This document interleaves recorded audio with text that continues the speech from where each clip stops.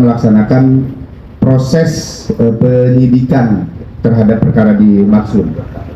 Jadi kami pastikan bahwa seluruh tahapan yang dilakukan oleh penyidik di Ditreskrim Polda Metro Jaya sudah sesuai dengan prosedur KUHP. Kemudian yang kedua, intervensi.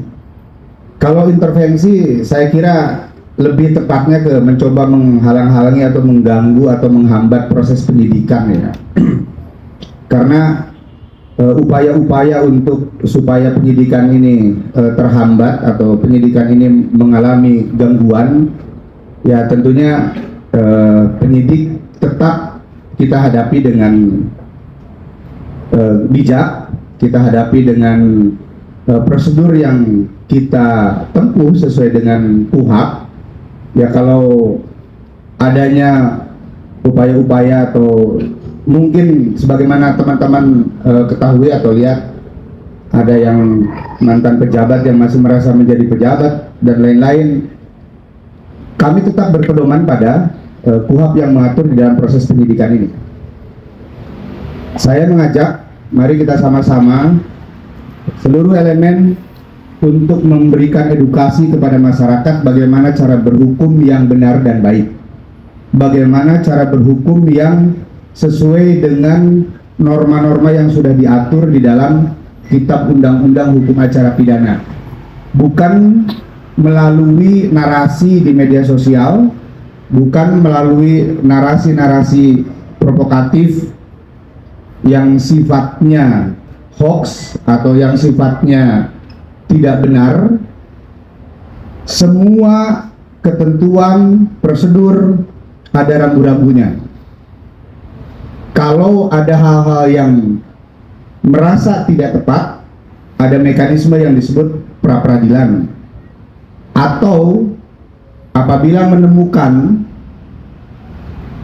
kecurigaan-kecurigaan atau dugaan-dugaan dari penyidik kami yang dianggap tidak benar, ada pengawas internal yang itu semua saluran bisa digunakan oleh semua pihak di dalam melakukan pengawasan dan kontrol terhadap penyidikan yang kami lakukan.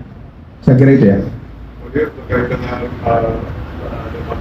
terkait dengan pengajuan permohonan pengajuan penahanan, mereka berisikan puluhan nama yang kemudian menjadi tokoh-tokoh yang mendukung penangguhan tersebut. Ini prosedur seperti apa, sejauh mana, apakah ini akan mempengaruhi tahap atau bagaimana?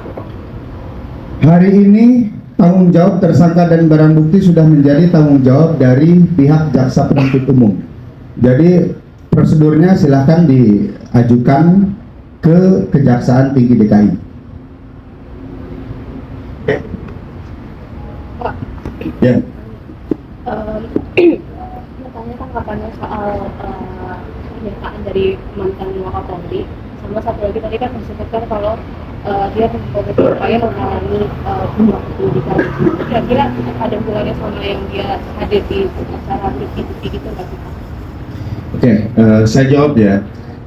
Jadi baik tentang adanya statement atau pernyataan dari mantan pejabat Polri, kami perlu sampaikan bahwa Polri ini anti kritik.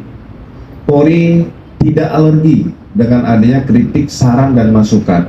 Kami berterima kasih dengan beliau yang sudah memberikan masukan.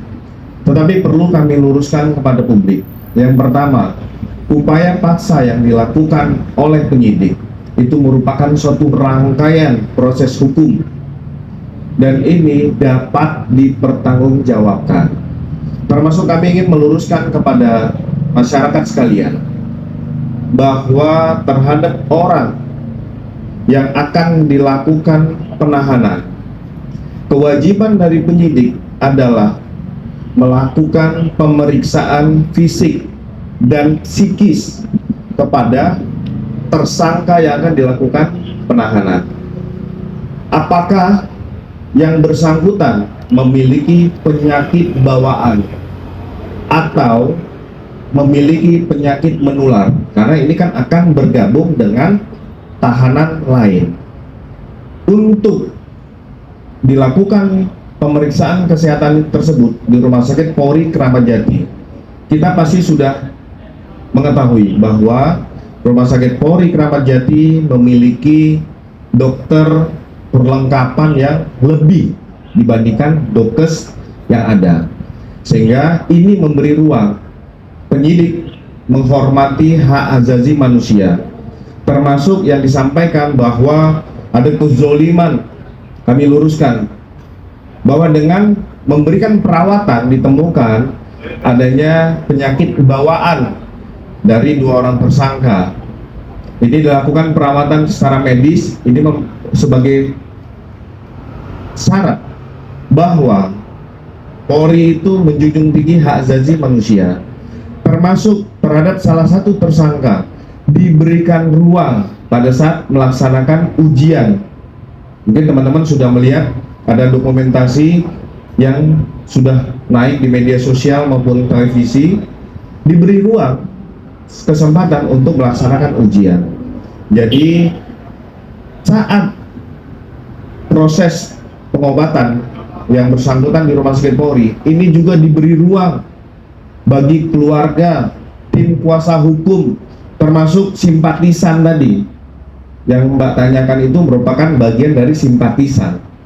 Ini diberi ruang untuk bisa membesuk 2 orang tersangka tersebut, dan itu sebenarnya langkah-langkah penghormatan terhadap kemanusiaan yang dilakukan. Jadi kami meluruskan, ada tokoh yang menyatakan kezoliman, coba Bapak bisa melihat lagi apa langkah-langkah yang dilakukan.